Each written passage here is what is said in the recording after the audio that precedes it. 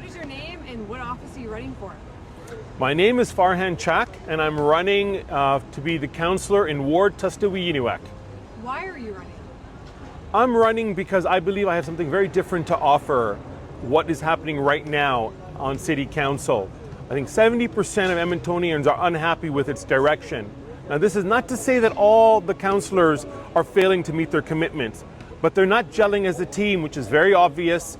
And I feel if I don't take this initiative now, then I'll just be kicking myself for why not. Things are not running and being done to the benefit of the people. What is your most recent job? I'm a professor of political science, so I teach intro-level courses and mid-level courses at the U of A, University of Alberta, and MacEwan University. If you are elected, what would be the first priority to fix? Is to rationalize spending. The spending of this city council, considering the amount of people that are accessing the food bank, more than 40,000 people accessing the food bank, the homelessness crisis, just overall unaffordability of living. These are the first things that I'll address. In addition to that, I'm going to address the safety and security issues. You know, I'm with students all day, and I did a survey just in class just this morning, and out of the 80 students that I'm teaching in the Intro to Poli-Sci class, not a single one said they felt safe taking transit. And that perception is overwhelmingly shared by people. And I feel we have to do something about it. And that's why I've come up with my unique proposal, the Transit Angel Force, to work alongside the police department to kind of confront this issue by having hired, trained specialists and peace personnel on the transit, on the bus, LRT, especially during peak times. How would you balance fiscal responsibility? I would balance it first and foremost by an audit of the necessity of some of the vanity projects that have been going on. We have been spending $500 million on 2 rec centers, almost $130 million on a velodrome.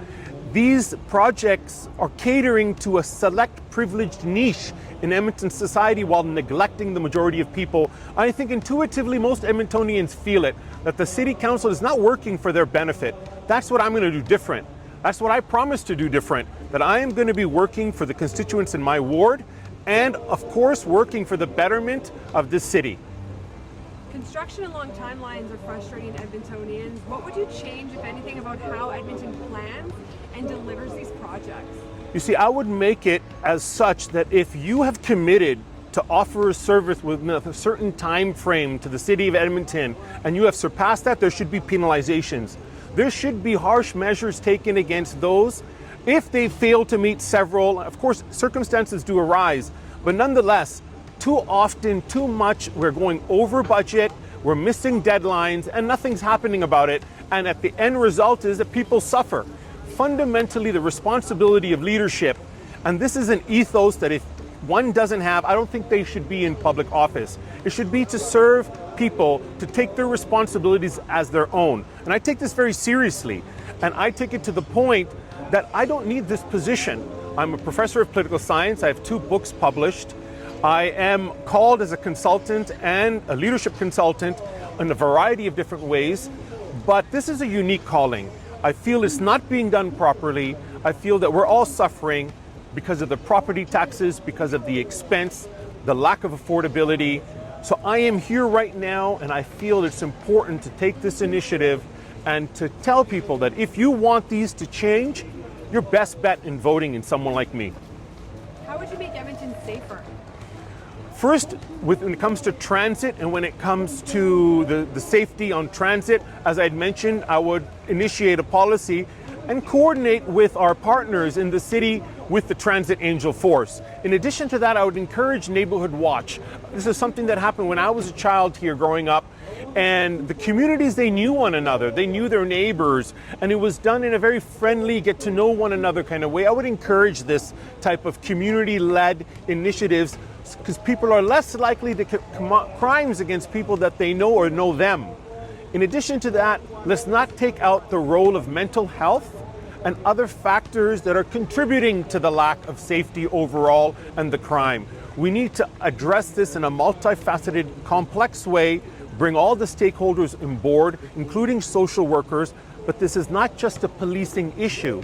This is a multifaceted issue that deals with homelessness, that deals with affordability, that deals with mental health and the opiate crisis. We have to tackle it all.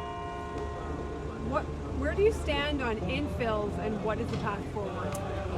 There has been a terrible way that this city council has approached the infill, and the disaster that happened with the vote that has been the talk of the entire town is just one case example of where our council members have failed us.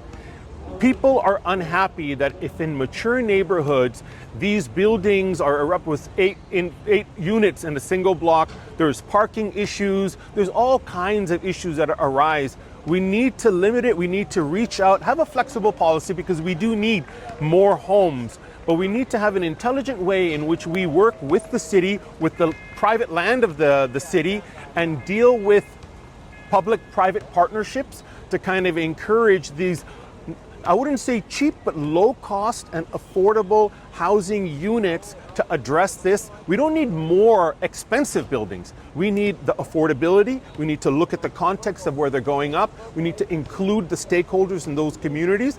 We have to consider that mature neighborhoods would not want this type of development in their backyard, so to speak. So we need to consider everybody's feelings. What do you think of the city's relationship with the province and how it should be?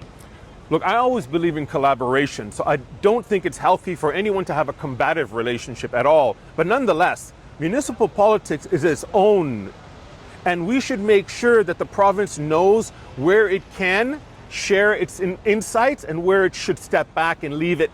Outside of party politics, I am firmly, and this comes to another major point of mine, I am firmly opposed to party politics and partisanship at the municipal level. I think intuitively, and I've knocked on thousands of doors, nobody supports this. And the reason why they don't support it, they know that special interests, big businesses can enter and then influence based on their agenda.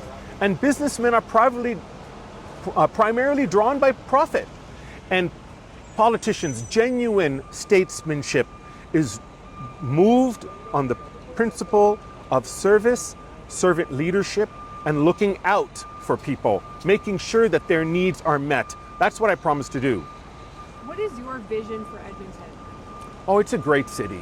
It's a city really of champions, and so many people have emerged from here, have done global impact. And so for my vision for it, and even for my children, is to do my part to contribute to a safer, a stronger, and independent city that is the envy of the rest of the Canada, even the world. We need to clean it up. We need to invest rationally and intelligently. We need to ensure that the priority of our decision making should be the well-being of people. Property taxes now are becoming a noose around people's neck. Everyone at the doors is talking about it. We need to stop that. We need, and I advocate for freezing the property taxes until we can balance our budget and cutting back some of the extravagant spending that's happening so then we can provide these services. There is a way that we can rationalize and our spending to encourage this type of rethinking of our financial situation. If you are elected, what's one thing you want people to remember you accomplished at the end of your term?